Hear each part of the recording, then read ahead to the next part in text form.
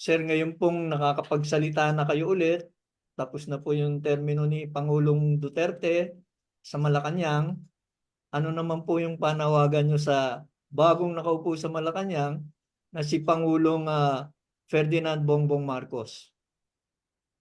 Well, panawagan ko po sa Pangulong Ferdinand Bongbong Marcos Jr.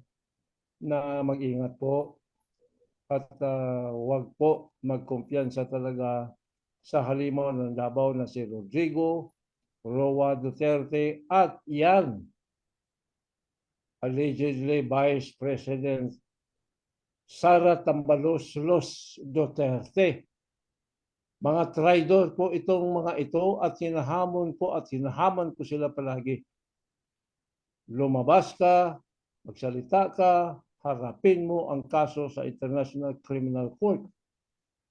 Kung totoo kayo na para kayo sa taong bayan ng Davao City. At panawagan ko kay Ferdinand Marcos Jr., huwag magtiwala talaga itong gonggong na si Rodrigo Roa Duterte.